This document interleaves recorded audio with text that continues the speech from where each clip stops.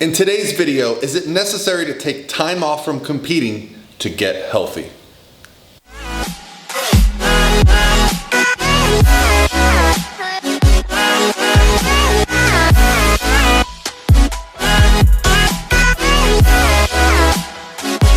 All by myself.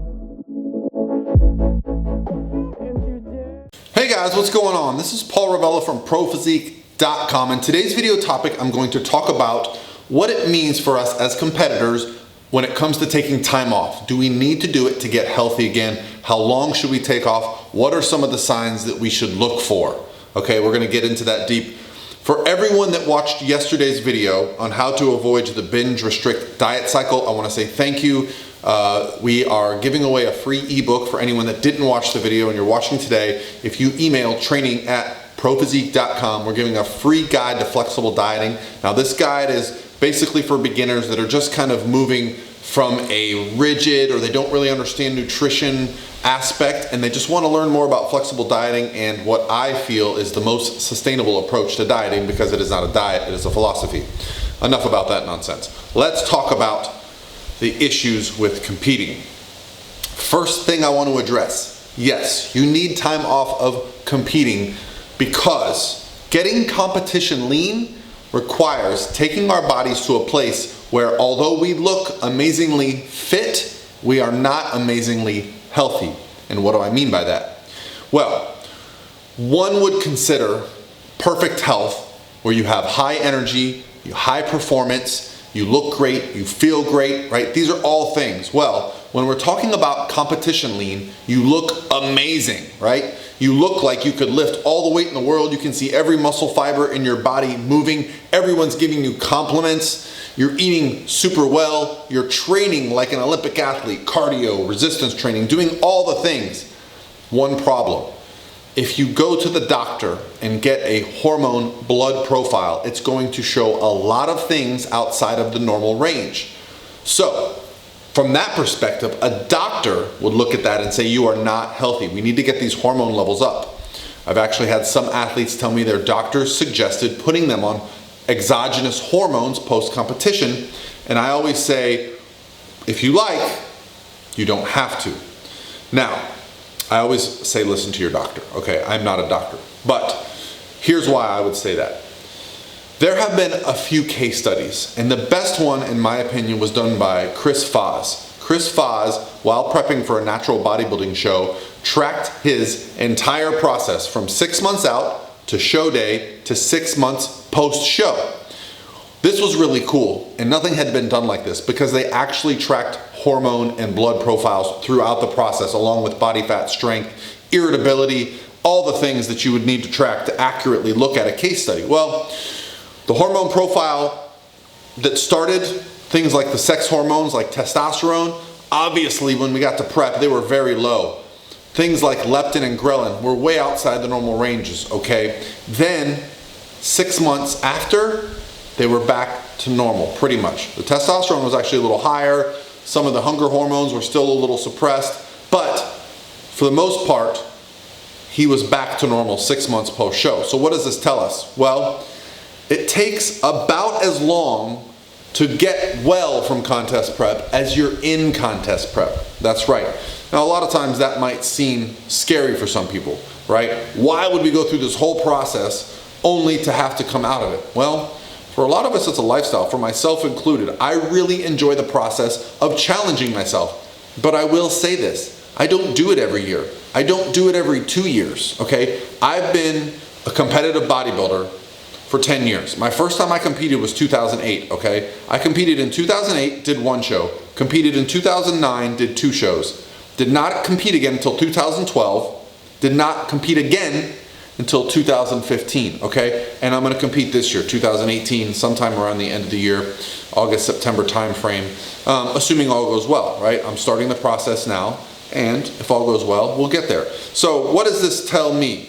I needed a break mentally. No one needed to tell me to take time off from the stage.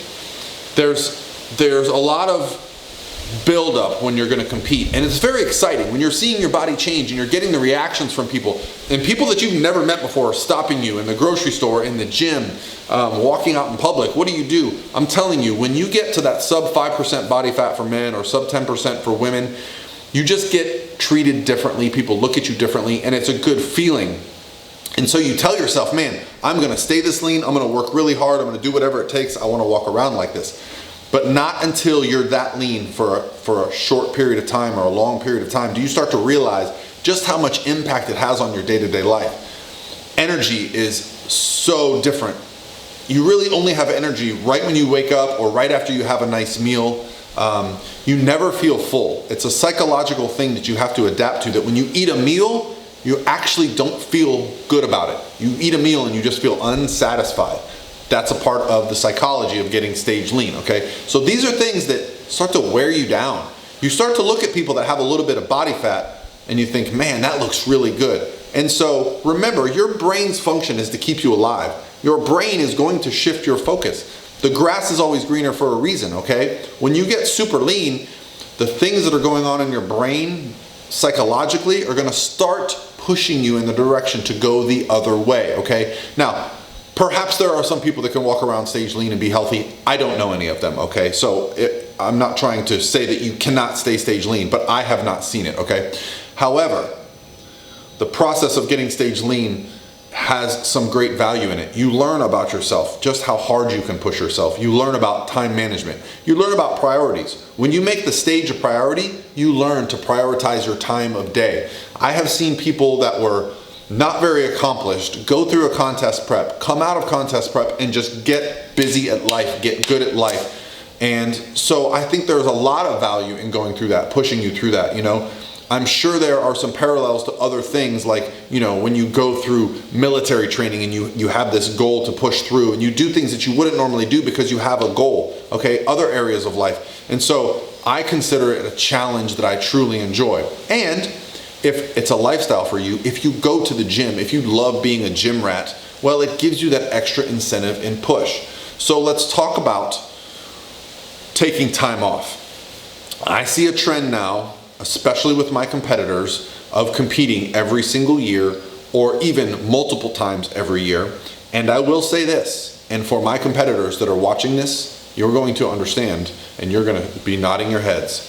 If you compete season after season, it just gets harder and harder and harder to get in stage shape until you take that time off. Your body will get back to normal and it will start to feel normal if you give yourself that time off.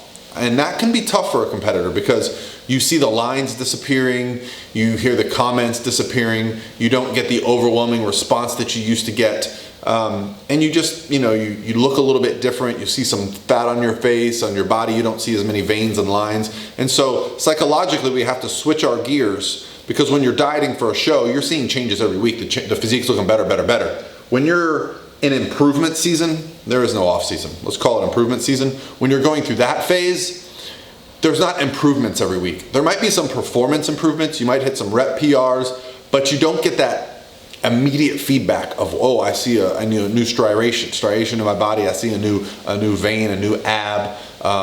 You know, when you do update pictures, you can literally compare every week and see changes and improvements. Well, when you're in the improvement season, you don't have that. You have to have something called faith.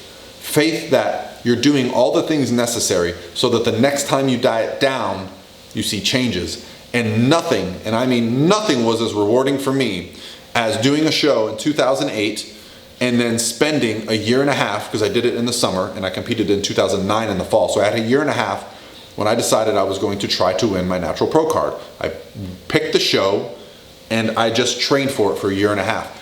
So when I dieted down for my show in 2009, seeing the changes that I made in my body in that 1 year was probably one of the most rewarding times in bodybuilding. You know, I asked my coach, I said, what are my weaknesses? He told me. I really focused training on the gym, you know, overall, but I also loved training those body parts that were a weakness. And it wasn't something that I could immediately see, but when the prep started and the diet started, that was fun for me. And so I learned that faith was rewarded. And so I've continued that process. And each time I've dieted down, I've seen changes in my physique. Even this time I'm seeing things that I've never seen in my physique before at 42, which is very exciting. I think as a natural athlete, I think I still haven't reached my prime. I think I'm still putting on muscle and changing my physique, not as drastically as I did in the early days, but now I'm picking up my weaknesses, and this is something we can look at. Don't look at competition as a year or a 2 year or a 3 year. Look at it as a 20 or 30 year endeavor. I want to compete when I'm 50. I want to compete when I'm 60. I want to be that guy that gets a standing ovation because he's the only 70-year-old in a show. Will I still feel that way at 70? I don't know, but I started lifting weights in 1992 or 91, and my passion's only grown, so I don't expect it to change. And if it's something you love, don't be afraid to take some time off. Don't be afraid to get healthy. You can't always stay lean if you want to improve. If you always stay lean, you always stay near stage weight, you are not going to be improving. And that's what this sport is about. It's bodybuilding, not body maintaining or body shredding, okay? So yes, taking time off is very valuable for hormone support, for mental support, so for psychological, for social reasons. You get to go out and eat and drink and be normal. The first couple times I competed were in the fall, and I had to miss out on a lot of activities over the summer. Well, when you get to enjoy those activities the next summer when you don't compete, it's like, wow, this is fun. So you get to enjoy life a little bit more. So yeah, thank you for the great question.